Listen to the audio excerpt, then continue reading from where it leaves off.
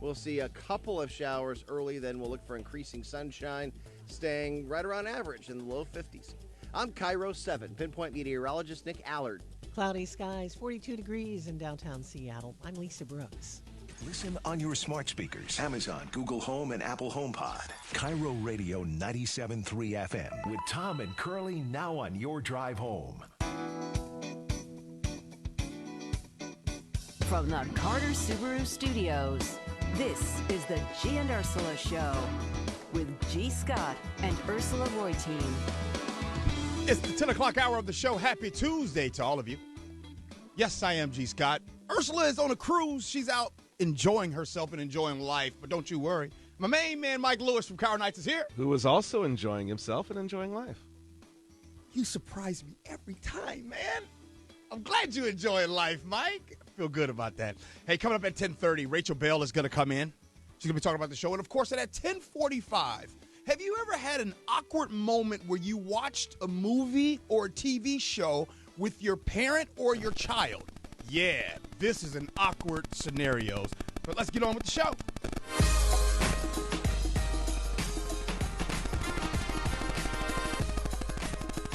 Yes.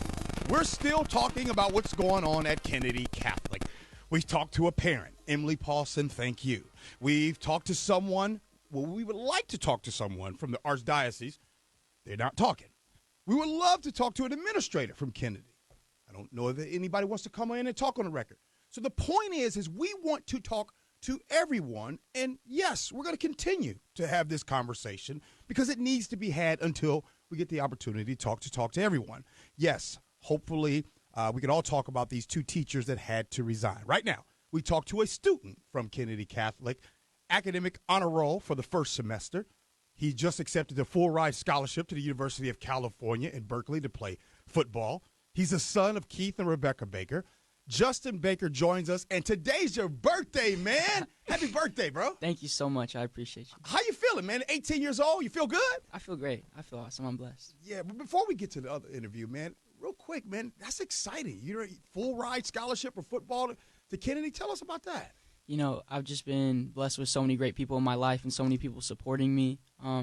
It's just been so cool to see all of them support me and then be able to grow and just become a better football player, a better person, try to be a good student and just like an all-around good person. So it's been an awesome experience to just grow through high school and through FSP, as you would know. I want to talk about this. Before we get to the obvious, what we want to talk about, what's going on in Kennedy, I want to talk about the good that Kennedy has done for you. Tell us about some of the things that you've experienced that have been good with Kennedy Catholic. For sure. So I transferred to Kennedy when I was a sophomore, and transferring there to me was such a great experience. The school that I was at previous to that wasn't necessarily a good experience for me, so going to Kennedy felt like a completely new high school experience, and it was fun, and I enjoyed it, and I loved it. And we have this thing at Kennedy called the Lancer family, because the Kennedy Catholic Lancers. So we're the Lancer family. At our school, there's only about 800 or so, 900 kids. There's not too many. So pretty much everyone knows each other there. And when I went to that school for the first time, that was new to me because I came from a school that had 2,000 kids, so you'll see someone new every day. And when I first got to Kennedy, I remember this so clearly. I would walk through the halls, and I would see everyone giving each other hugs instead of handshakes. So I asked everyone, I was like, does everyone hug each other here? And they're like, yeah, we're part of the Lancer family. So that was something that was really cool to me, just to know that like people knew each other and that people loved each other. So you go from hugs, people loving each other, great experience, and then bam! Right now, we're here where we are today about what's happening, what's going on with the two teachers that resigned at the school. What are your thoughts about what's currently going on at Kennedy right now? Yeah, it's been a lot. It's pretty difficult for all the students right now mostly just because people are confused. People don't really know what happened. They're hearing so many things that contradict each other. We just want to know what happened, what's the truth, why this happened, why it happened now, what's going to happen next, who was responsible, who wasn't responsible. There's just so much uncertainty about everything. But most importantly, we're just kind of sad that our teachers had to leave because I had Miss Beatty as my own teacher, and I loved her, and she was like the girls' soccer coach. She was a great coach, and I knew Mr. Danforth as well, so it was just great. How important was it from the students about what the teach? I mean, I know that how they taught and what they taught was important.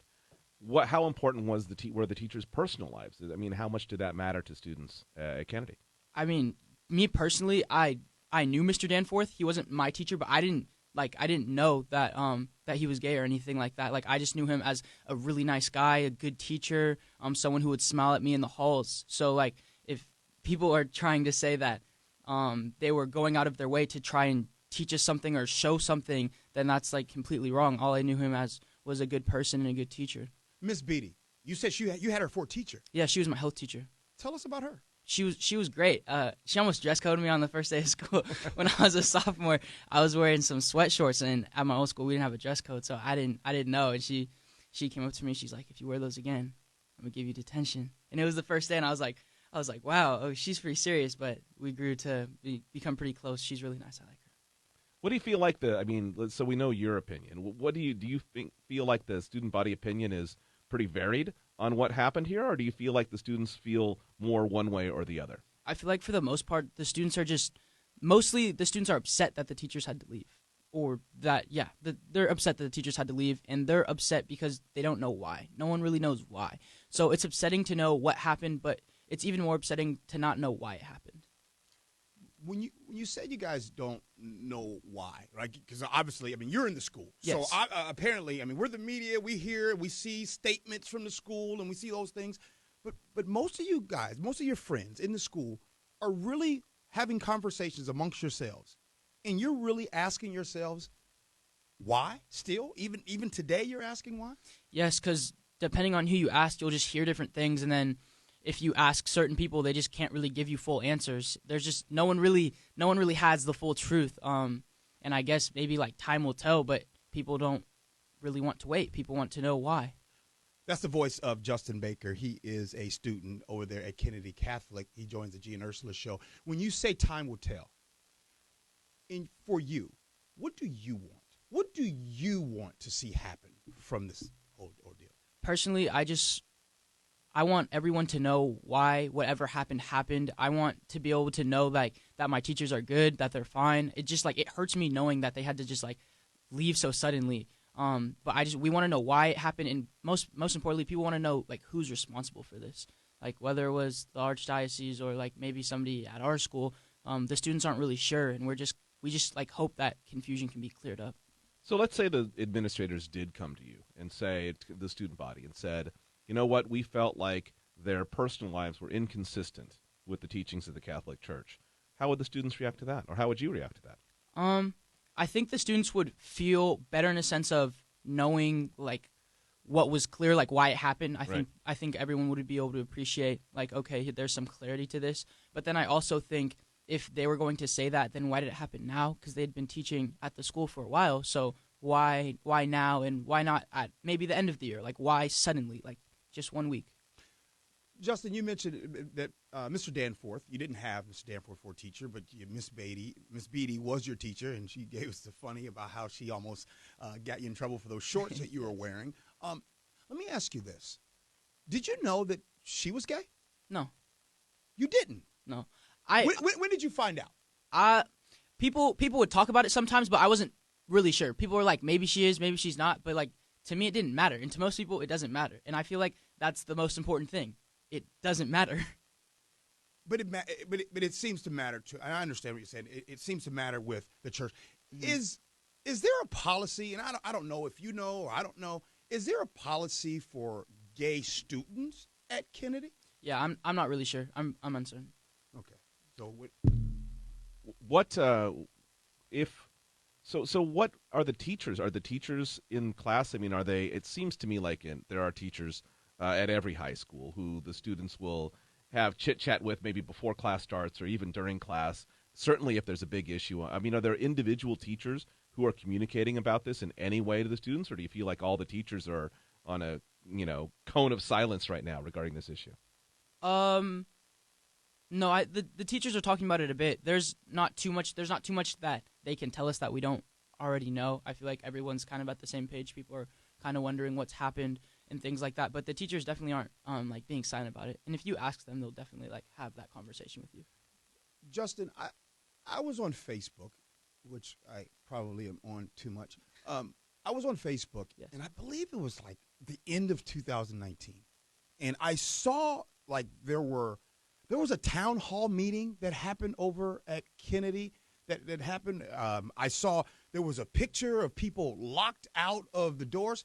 Help me understand what was going on during that time. Yeah, so essentially there was a video of a girl who said the N-word just on camera who like went to our school, and a lot of people were really upset about that, rightfully so. But what people were most upset about is they felt that the administration didn't really give her punishment, so everyone was kind of, a lot of like the black people at the school and just people of color in general, they were like, why is nothing really happening? It seems like this person is being defended, so people were upset about that. And then we were mostly just, we were upset at the way it was handled. So then the parents were mad as well. So then the parents came to have a meeting with like some of the administration, and the kids in the school, the other kids of color, like they wanted to be in the meeting. They knew about the meeting. So they were outside the door, and then there was like, not an argument, but there was a discussion within the meeting, like should we let them in or not? And like ultimately, like the administration didn't really want to, just because they didn't want the meeting to get like out of order and things of that sense, just because there was a lot of students out there. But I don't know. The picture was powerful. It was a form of a truth, but it wasn't necessarily the truth. It's not that they were locked out of the meeting and we were in there and like not letting them in and like that type of sense. But I wish they could have came in. Was this an invite? Here's where I'm confused, because I know the image that I saw. I saw the doors were closed and people were outside of it. So it sounds like to me, was this an invite-only meeting or for the town hall? And then not everybody was allowed to come. Am I right? So essentially, the meeting was just for the parents and the administration, and then ASB went into the beginning of the meeting to speak a little bit. And then we were told to like go back to class just because it was in the middle of the day, but we asked if we could stay. So they allowed us to stay in the meeting so we could like, because I didn't want them to have a meeting we didn't want them to have a meeting without like any students in there. It sounds to me like what you're saying with both circumstances that we've been discussing so far is there is a lack of communication sometimes from the administration. But I think that it goes, if you were to take it a step deeper, there's a lack of trust that the students can handle actual information about what's going on. I mean, is that a fair way to characterize it? Yeah, I think that's fair. It makes sense. It's just the communication for sure. People just kind of want to know what happened and why it happened, and I get like, especially when you're in a position of power, like you have the power to like say or not say certain things because you want to protect like whoever you want to protect, or it's just like you want to have like your students' best interest and like everyone's best interest. But like just being students, we'd love if we could have that like trust and communication. In December or whenever that town hall and that discussion, do you feel like the school got to the bottom of what happened during that time, or do you feel like it was kind of brushed under the rug? To be completely honest, I feel like there was some steps that came through it, but I feel like a lot of it has kind of been damage control in a sense, and not necessarily trying to like actively fix issues. But I feel like it's also a difficult thing to try and go and attack. It's not an easy thing we're talking about like racism here. That's been a problem for centuries. It's not something that you can easily just go and fix. You know, it sounds like to me, Justin, that you have a lot of pride about Kennedy. You love your school. And if I'm correct in reading your vibe and talking to you right now, it sounds to me that, I'm not talking about the parents, I'm not talking about the adults, I'm not talking about the kids, because the kids, it seems like, in our world, they're supposed to be the most important thing. For sure. It sounds like to me that you and your friends and some of your students, you guys love your school, you just don't like this situation. 100%. It's hard. We've been talking about it, especially lately, because it's like in all aspects of the school, and especially just like football, I want younger kids to go to Kennedy. Like, Kennedy was a good experience for me. Like, yes, if they're asking me, they're like, should I go to Kennedy? I want to say yes, but then all of these problems are happening, and I feel like I don't want you guys to have to come in and have to deal with that just because it's hard. It's exhausting. When we were talking yesterday with one of the Kennedy parents, we asked, is this the type of thing that would maybe not make you want to send a kid to Kennedy? I mean, what would you say if some kid? I mean, how would you frame Kennedy if some seventh grader looked up to you and said, "Hey, should I go to Kennedy?" What would you say? I think it's hard because there's so many great teachers at Kennedy. They support us and they love us. And overall, like the school is still a great place, and like the students, they love each other. But I think that's why like the ASB and the students, that's why they care so much, because they really do, like, they love the school and they care for the school. So we're trying to fix these problems. We're trying to like make things better so the next generation can like be better, because even for us, like I'm a senior, I'm going to college in a few months, like I could just not really care, like I'm about to leave, so but you can't do that because there's people that are below you and they're going to have to be in this situation. You can't just like leave them there. I want to make sure I add context to what Justin said. I don't want anybody to hear that and say below you. He meant by younger. Yeah. Right? I want to put that out there for clarification. Someone could take soundbite and said he meant below. I'm going to make sure you're all right, young brother. Thank you. Let me ask you this. What would happen for you, speaking for yourself, what would happen, because you've been asking them, you don't know why, if you personally found out that, yes, those teachers had to leave because they were gay? What would be the response then? Like, what would you do then? I would be confused. I would wonder why. Just because it's not like they were in the closet and then they came out and then they were fired. Like, people knew they were gay, so if they were known to be gay and they were allowed to teach at the school, why is this happening now?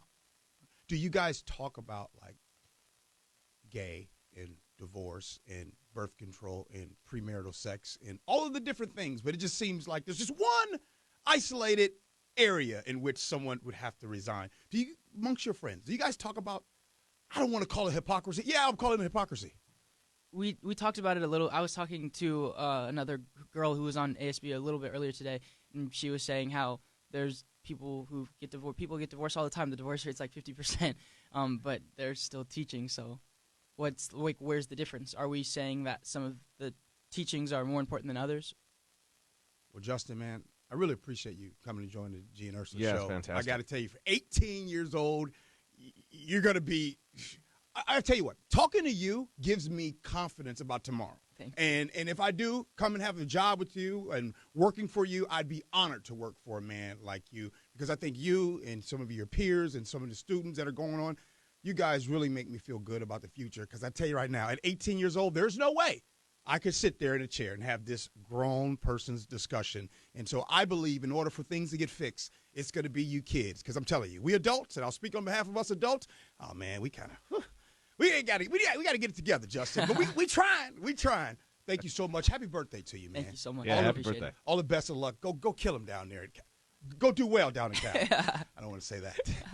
That's Justin Baker, ASB. Happy birthday to him. His parents did well. Keith and Rebecca, pretty good. Good kid you got right here.